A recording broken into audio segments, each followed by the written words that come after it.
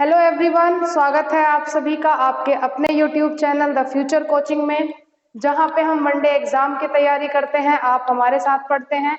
हम आपको रिवीजन और टिप्स एंड ट्रिक्स बताते हैं कि किस तरह से आप अपने एग्जाम को सुटेबिलिटी अपने तरीके से और हमारे तरीके से किस तरह से आप आराम से क्रैक कर सकते हैं। ठीक है, तो चलिए शुरू करते हैं हम आज की अपनी हिंदी की क्लास को, जहाँ पे हम हिंदी की क्लास में हम स्टार्टिंग से पढ़ते आ रहे हैं संधि, समास, उपसर्ग, कारक। ठीक है, तो ये सारी चीजें हम उसमें पढ़ चुके थे। तो आज का हमारा जो टॉपिक होगा वो होगा उपसर्ग और प्रत्यय। ठीक है, जैसा कि मैंने पहले भी कहा था कि Hindi is just not a language. ये हमारी क्या है? ये हमारी राजभाषा है। तो इसकी जानकारी होना बहुत जरूरी है। जरूरी नहीं है कि आप केवल एग्जाम पर्पस से ही इसको पढ़ें। आपको अपनी भाषा की जानकारी होना वैसे भी बहुत जरूरी है, नॉर्मली भी। ठीक है, जरूरी नहीं होता कि आप हिंदी में बात कर रहे हैं या आप अंग्रेजी में बात कर रहे हैं। किसी भी भाषा पर कमांड होना बहुत जरूरी है। एक भाषा पर कमांड जरूर होना चाहिए। सब्जेक्ट कमांड अलग चीज है, लेकिन भाषा आपको पता होनी चाहिए कि आप किस भाषा में बात कर रहे हैं, क्या बात कर रहे हैं, सही बोल रहे हो या गलत बोल रहे हो। तो इसको केवल आप एग्जाम पर्पस के साथ मत पढ़िए, इसको आप ऐसे भी पढ़िए कि जैसे आपको ये भाषा क्या करनी है, पूरी तरह से सीखनी है। आपको ये सीखना है कि हमारी हिंदी भाषा में क्या क्या चीजें होती है। क्लियर है बात? ठीक है, शुरू करते हैं हम आज के अपने टॉपिक को, जिसका नाम है उपसर्ग और प्रत्यय। उपसर्ग और प्रत्यय। ठीक है, ये उपसर्ग और प्रत्यय क्या है? सबसे पहले हम बात करेंगे उपसर्ग की। ठीक है, दोनों में एक चीज बड़ी कॉमन है कि ये दोनों क्या है? शब्दांश है। एक शब्द के पहले लगाया जाता है, एक शब्द के बाद लगाया जाता है। जो शब्द के पहले लगाया हमने उसे उपसर्ग कहा, और जो शब्द के बाद लगा उसको हमने प्रत्यय कहा। क्लियर है इतनी बात? ठीक है, अब उपसर्ग को सबसे पहले हम पढ़ेंगे कि उपसर्ग क्या होता है। ठीक है,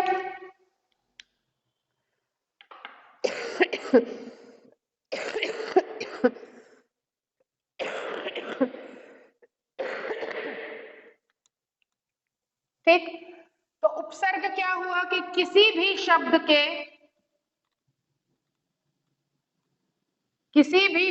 के पहले लगने वाले शब्दांश को, किसी भी शब्द के पहले लगने वाले शब्दांश को क्या कहते हैं? उपसर्ग कहते हैं। उपसर्ग कहते हैं। ठीक है, शब्दांश है, ये पूरा शब्द नहीं होता, शब्द का अंश होते हैं, इसलिए इन्हें क्या कहते हैं? शब्दांश कहते हैं। ठीक है, तो किसी भी शब्द के पहले लगने वाले शब्दांश को क्या कहते हैं? उपसर्ग कहते हैं। ठीक है, तो फिर प्रत्यय क्या हुआ? ठीक है, चलिए प्रत्यय को भी देख लेते हैं। प्रत्यय क्या होता है? प्रत्यय क्या होता है? जैसे कि मैंने अभी बताया कि एक शब्द के पहले लगेगा और दूसरा शब्द के बाद लगेगा। ठीक है, तो किसी भी शब्द के बाद में लगने वाले शब्दांश को क्या कहते हैं? प्रत्यय कहते हैं। ठीक है, एक पहले लग रहा है तो हमने उसे उपसर्ग कहा, जो बाद में लग रहा है उसे हमने प्रत्यय कहा। पहले बाद, इस तरह से इनको ब्लॉक में बंद कर लीजिएगा ताकि बिल्कुल किसी भी तरह का कोई कंफ्यूजन ही ना रहे। ठीक है, चलिए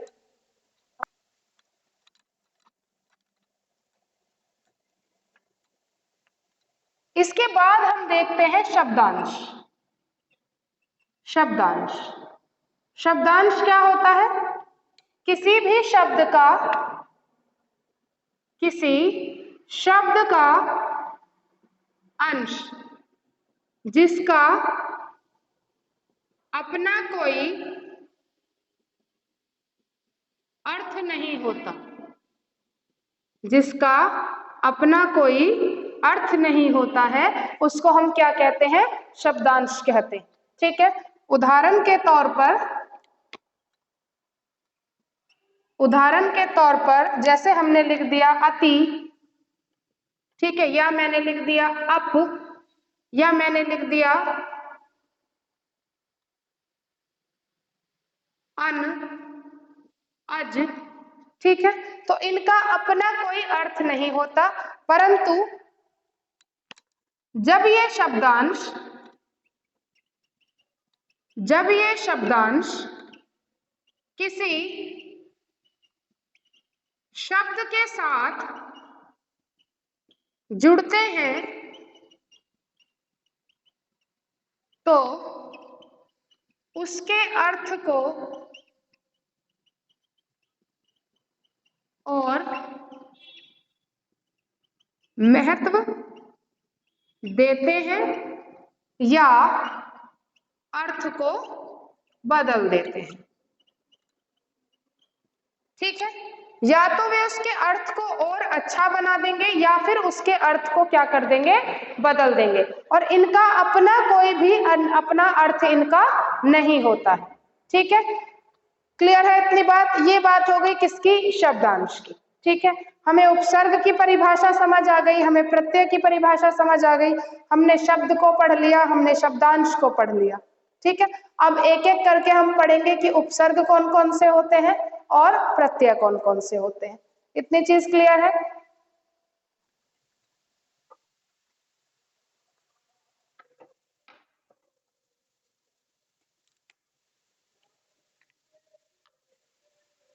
ठीक है, देखो उपसर्ग और प्रत्यय के साथ, ठीक, उपसर्ग और प्रत्यय के साथ ये नोट कर लेंगे एक नोट पॉइंट में, उपसर्ग और प्रत्यय के जुड़ने के कारण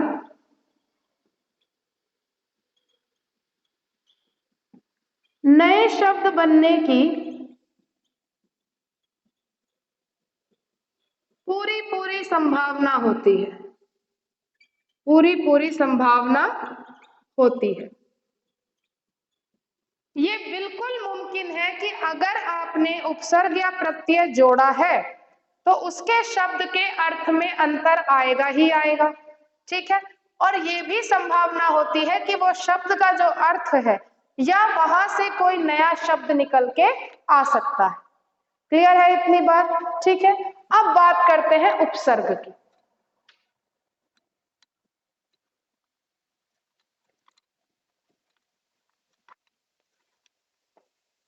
अब बात करते हैं उपसर्ग की, ठीक है। उपसर्ग क्या होता है?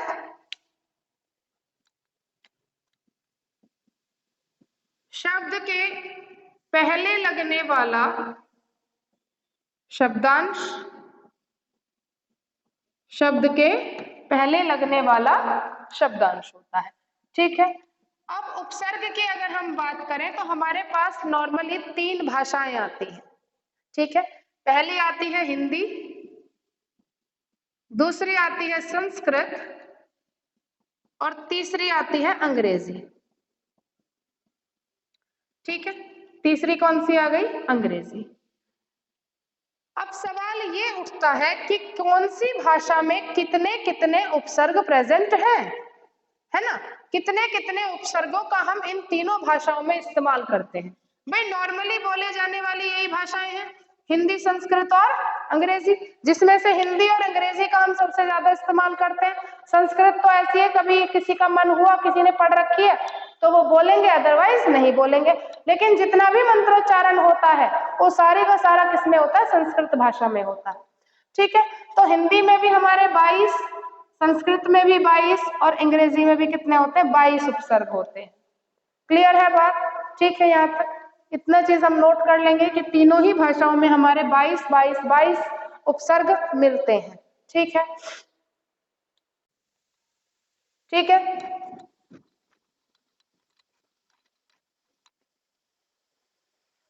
अब बात करते हैं हिंदी के उपसर्ग। हिंदी के उपसर्ग,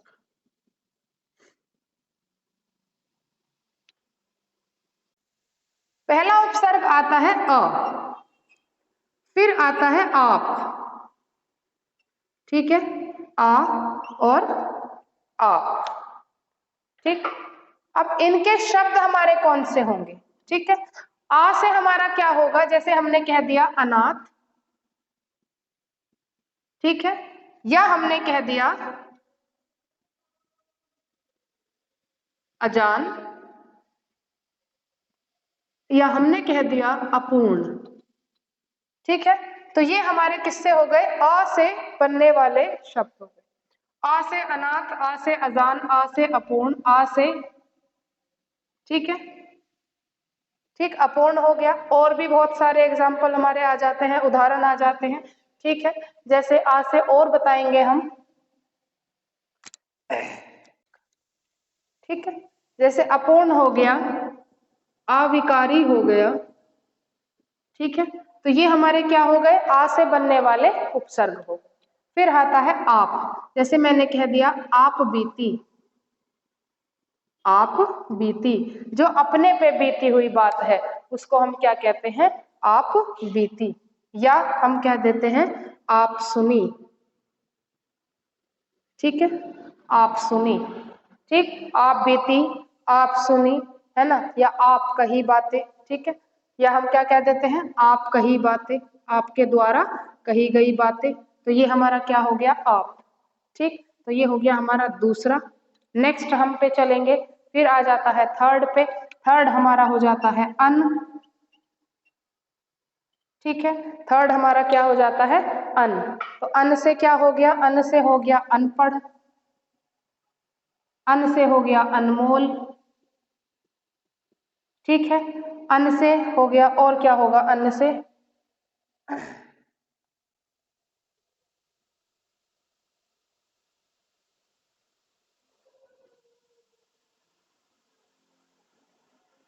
अन से और हो गया अनवर।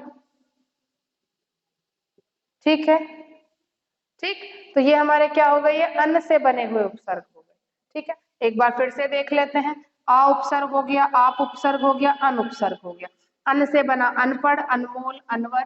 ठीक है, तो हमें केवल यहाँ पे ये हमारा आगे ऐड हो गया, शब्द से पहले ऐड हो गया, और शब्द से ऐड पहले जुड़कर इसने क्या कर दिया? पूरे के पूरे शब्द के अर्थ को क्या कर दिया? बदल दिया। इसीलिए उपसर्ग क्या कहता है कि यस, हाँ जी, मैं वही हूं जो शब्द से पहले जुड़कर शब्द के अर्थ को पूर्णतः क्या कर देते हैं? बदल देते हैं, या कोई नया शब्द बनाने की पूरी इनकी संभावना कर देते हैं।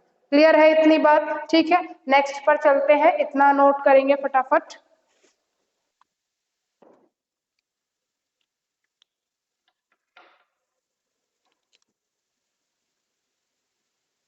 नंबर 4 आ जाता है अध। ठीक है, नंबर 4 क्या आ गया? अध। ठीक, अध क्या कहता है? ठीक है, हमने कह दिया अधपका।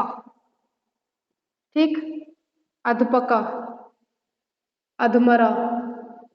ठीक है, हमने उसे इतना मारा कि वो क्या हो गया? आधा अधमरा हो गया, है ना, यानी कि आधा मर गया। यानी कि अब अध का मतलब यहाँ पे किससे है? आधे से है। तो उपसर्ग क्या कर रहा है? पका हुआ है तो है, लेकिन कैसा है? आध है, आधा पका हुआ है। ठीक है, हमने कह दिया मरा हुआ तो है, लेकिन कैसा है? आधा मरा हुआ है। तो ये अध ने क्या किया? दोनों शब्दों को पूरी तरह से कंप्लीट कर दिया कि अब हाँ, ये जो हालत हमारी है सामने, ये अधपकी हालत है, ये अधमरी हालत है। ठीक है, क्लियर है बात यहां तक? नेक्स्ट हमारा आ जाता है, नेक्स्ट पर हम चलेंगे। नेक्स्ट हो गया ऊ। ठीक है, अब ऊ से तो बहुत सारे शब्द बन जाते हैं। जैसे हमने कह दिया उतरना, उतरना, उतारना, उजाड़ना। ठीक है, उल्हाना। ठीक है, तो जिसमें भी हमें क्या मिल जाए? ऊ उपसर्ग मिल जाए, वहां पे क्या होगा? पूरा का पूरा हमारा शब्द क्या हो जाता है? चेंज हो जाता है। उल्हाना आप समझते हैं? उल्हाना क्या होता है कि जैसे हम किसी को भी कोई बात टोंट करते हैं तो उसको उल्हाना कहते हैं कि भाई हाँ, हमने उसको टोंट कर दिया। क्लियर है बात? ठीक है, अब चलते हैं हम नेक्स्ट की तरफ। नेक्स्ट हमारा कौन सा होता है? उन। 6 कौन सा हो गया? उन। ठीक है। अब इस उन का जो इस्तेमाल होता है वो होता है किसमें, ज्यादातर गिनती में इस्तेमाल होता है उन का। तो जैसे हमने क्या दिया 59, ठीक है, हमने क्या कह दिया 59, 39, 39, ठीक है, 49, ठीक है। तो यहाँ पे क्या हुआ 59, 39, 39, हाँ 49, 39, 49, हाँ एक ही बात है, ठीक है, 39 और 49, ठीक है। हमने क्या कह दिया 39, 39, या हमने क्या दिया 79, 79, ठीक है। तो ये हमारा क्या हो गया, ये गिनतियों में अधिकतर यूज किया जाता है। बस आपके पास एक मूल शब्द होना चाहिए और उस मूल शब्द से पहले क्या लगना चाहिए, उपसर्ग का हमारा इस्तेमाल होना चाहिए, इतना ध्यान रखना है इस बात का, ठीक है। अब चलते हैं नेक्स्ट की तरफ। नेक्स्ट हमारा क्या आ जाता है 7th नंबर पे, 7th नंबर पे हमारा आ जाता है ओ, ठीक है। 7th नंबर पे क्या आ गया ओ। अब ओ से तो काफी सारे हैं, ओ से हो गया औरत,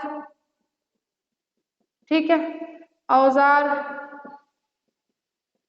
ठीक है, औरत हो गया, औजार हो गया, ठीक, औधर हो गया, है ना, या औंधा हो गया, औंधा, ठीक है, औंधा, औंधा समझते हो, उल्टा लेट जाना, ठीक है, उसको कहते हैं औंधा होना, ठीक है, या कह देते हैं औंधे दिमाग के हो, है ना, यानी कि जब कोई ज्यादा कोई गड़बड़ कर दे तो उसको कहते हैं औंधा ही दिमाग का, बिल्कुल बिल्कुल ही उल्टा दिमाग चल रहा है तुम्हारा, ठीक है। तो ये क्या हो गया, ये ओ उपसर्ग से बने हुए शब्द हो गए, ठीक है। हमें केवल शब्द बनाना है, उपसर्ग देखना है, ओ है, आओ है, ठीक है, क्लियर है इतनी बात। नेक्स्ट पे चलेंगे। नेक्स्ट हमारा आता है,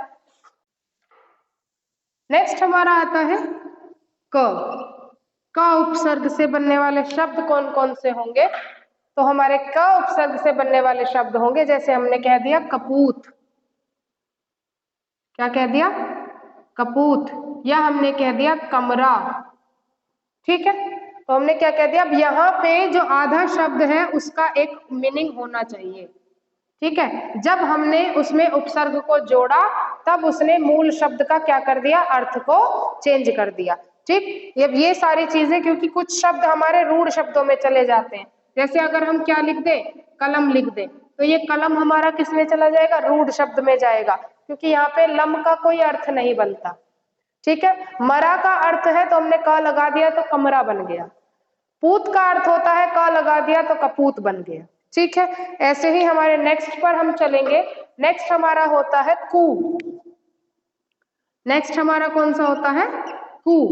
अब कू के साथ हमारे कौन कौन से शब्द बनते हैं वो देखते हैं। जैसे हमने कहा कुरूप, ठीक है, क्या कह दिया कुरूप, या मैंने कह दिया कुख्यात, ठीक है, या हमने कह दिया कुकर्म, ठीक है। कु से कौन से बन गए कुरूप, ख्यात तो है लेकिन कैसा है, क्रूर ख्यात है, ख्याति तो उसकी बहुत है लेकिन किस भेष में है, कुख्यात के भेष में है, यानी कि वो गलत कामों के लिए फेमस है, तो इसलिए हमने कह दिया कुख्यात है। कुक्रम, कर्म मतलब काम करना और कुक्रम मतलब गलत काम करना, ठीक है। कुरूप, रूप, स्वरूप कह दिया तो सुंदर हो गया, कुरूप कह दिया तो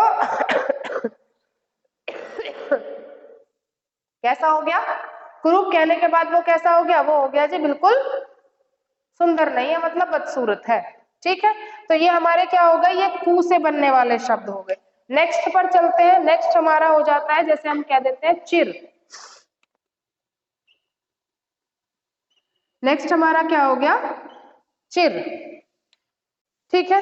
अब चिर से बनने वाले शब्द कौन से हो गए, जैसे हमने कह दिया चिरकुमार, चिरकुमार, या हमने कह दिया चिरकाल, ठीक है। काल और चिर यानी कि पूरे अनंत तक चलने वाला, ठीक है, हमने क्या कह दिया पूरा अनंत तक चलने वाला, वो चिरकाल हो गया। चिर राजकुमार यानी कि भैया राजकुमार है, बड़ा प्यारा है, बड़े लंबे समय से राजकुमार ये राजकुमार बना रहा है, तो उसको हम क्या कह देते हैं, चिर राजकुमार कह देते हैं, ठीक है। हमारा हो गया, जैसे हमने कह दिया चिरायु, क्या कह दिया? चिरायु। तो आयु प्लस चिर, तोड़ के देख लेना हमेशा उपसर्ग को, दोनों का मतलब अलग अलग निकलना चाहिए। चिर प्लस आयु, चिर प्लस काल, चिर पुरुष कुमार, तो दोनों का ही मतलब जो हमारा मूल शब्द होगा उसका एक मतलब होना चाहिए, मीनिंगफुल होना चाहिए, तब उसके आगे वो हमारा एक क्या लगेगा? उपसर्ग हमारा लगेगा, तब कहीं जाके वो उपसर्ग और से बना हुआ शब्द पूरा होगा। ऐसा नहीं कि किसी के भी आगे आपने क देख लिया तो आपने उसको क्या कर दिया कि हाँ ये उपसर्ग है, ऐसा नहीं होता है, ठीक है ना। उसका जो मूल शब्द होगा उस मूल शब्द का एक अपना पर्टिकुलर क्या होना चाहिए? अर्थ होना चाहिए। क्लियर है इतनी बात? आगे चलते हैं।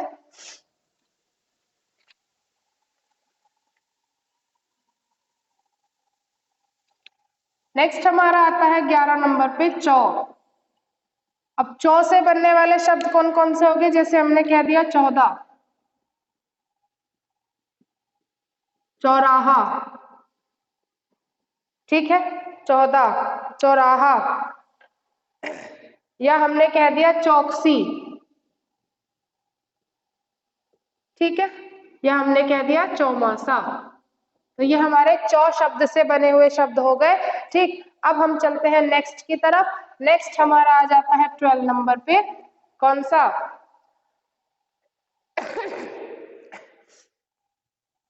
दू। दू से बनने वाले शब्द देखेंगे, ठीक है, हमने कह दिया दुलार, दुलत्ती, ठीक है, या मैंने कह दिया दुलार हो गया, दुलत्ती हो गया, या फिर हम कह देते हैं जैसे दुकान, ठीक है, दुकान, दुलार, दुलत्ती, ठीक, या फिर हमने कह दिया दुबला, है ना, बल नहीं है दुबला है, बल कैसा है? बिल्कुल क्षीण हो गया उसका, तो हमने उसे क्या कह दिया? दुबला है बहुत ज्यादा, ठीक है। नेक्स्ट पर चलते हैं। नेक्स्ट हमारा है, ठीक, नेक्स्ट हमारा आ जाता है पच, ठीक है। पच से बने हुए शब्द कौन कौन से होंगे? जैसे हमने कह दिया पंचमेल, अरे कौन सा आ गया, ठीक है, हमने कह दिया पचरंगा, पचमेल, ठीक है, पचरंगा हो गया, पचरमेल हो गया, पचपन हो गया, पचपन, ठीक है। तो ये कौन से हो गए? ये पच शब्द से, पच उपसर्ग से बनने वाले शब्द हो गए, ठीक है। नेक्स्ट पर चलते हैं। नेक्स्ट हमारा है बहु, ठीक है। तो हमने कह दिया जैसे बहुरंग, क्या कह दिया? बहुरंग, बहुमत, ठीक है, या हमने बहु, बहुरंग, बहुमत, और आ जाते हैं जैसे हमने कह दिया बहुवचन, ठीक है, क्या कह दिया? बहुवचन, ठीक है, बहुरंग, बहुमत, बहुवचन, ठीक, रंग, मत, वचन, तीनों शब्दों का अपना क्या है? एक मतलब होता है। फिर हमने क्या लगा दिया? उसमें उपसर्ग लगा दिया, तो मतलब क्या हो गया? चेंज हो गया, बदल गया, ठीक है। नेक्स्ट पर चलते हैं। नेक्स्ट हमारा आ जाता है सम।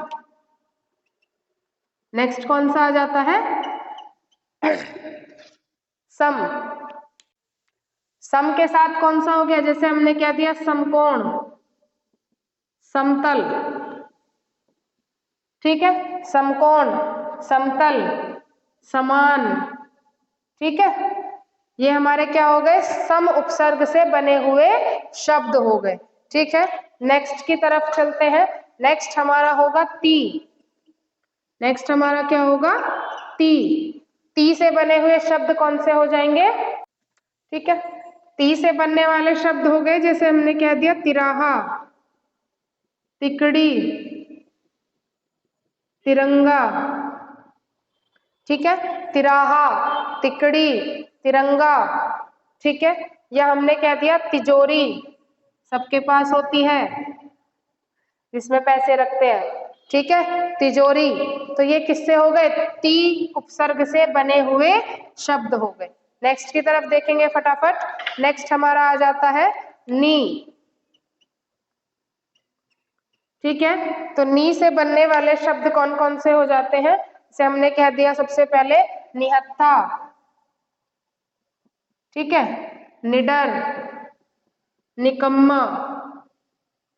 ठीक है, तो यहाँ पे क्या है कि अपने आप का एक शब्द होना बहुत जरूरी है। इनको हम क्या कहते हैं, ये होते हैं हमारे उपसर्ग। ठीक है, आगे चलते हैं।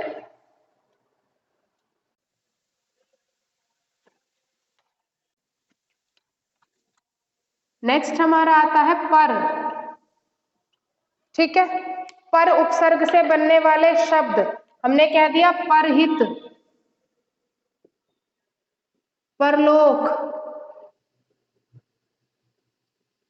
पराकाष्ठा। ठीक है, हमने क्या कह दिया, परहित, परलोक, पराकाष्ठा। ठीक है, तो ये हमारा क्या हो गया, ये पर उपसर्ग से बनने वाले शब्द हो गए। ठीक है, नेक्स्ट की तरफ चलते हैं। ठीक, नेक्स्ट हमारा होता है भर।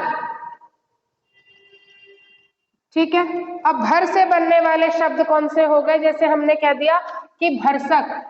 भरसक का मतलब होता है जी तोड़ प्रयास करना, भरसक प्रयास करना। भरपेट, भरपूर। ठीक है, अब ये हमारे किससे बने हुए उपसर्ग हो गए, भर से बने हुए उपसर्ग हो गए। क्लियर है इतनी बात, आगे चलते हैं। नेक्स्ट हमारा आता है स। सबसे आसान है। ठीक है, सा से बने हुए शब्द हमारे कौन से होंगे, जैसे हमने कह दिया सपूत, सहित। ठीक है, सफल। फल तो मिला लेकिन कैसा मिला, अच्छा मिला, तो हम क्या हो गए, सफल हो गए। ठीक है, तो ये हमारे कैसे हो गए, ये हमारे पूरी तरह से हो गए हिंदी वाले उपसर्ग हमारे चल रहे हैं। और ये स से बने हुए, स शब्दांश से बने हुए हमारे शब्द है। और स यहाँ पे क्या हो रहा है, एज अ हमारा किसकी तरह इस्तेमाल हो रहा है, उपसर्ग की तरह इस्तेमाल हो रहा है।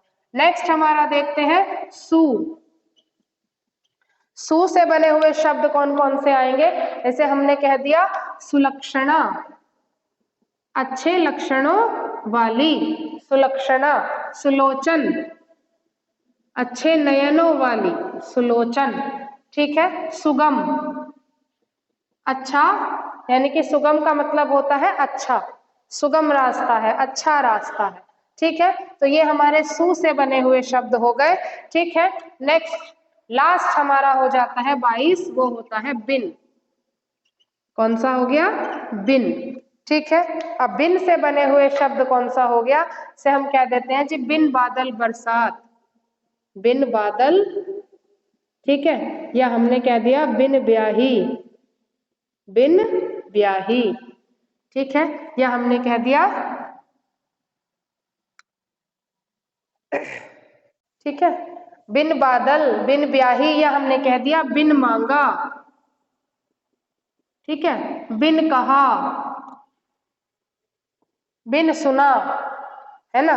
तो ये सारे के सारे हमारे किससे हो गए, बिन उपसर्ग से बनने वाले शब्द। हिंदी के 22 उपसर्ग यही होते हैं। जैसे हमने कहा था ना, हिंदी के 22, संस्कृत के 22, अंग्रेजी के 22, तो तीनों को एक एक करके हम ये ऐसे ही पढ़ेंगे। तो आज हमने किसके पढ़े, हिंदी के 22 उपसर्गों को पढ़ा है। कल हम पढ़ेंगे संस्कृत के 22 उपसर्गों को। ठीक है, तब तक देखते रहिए, पढ़ते रहिए। Thank you so much.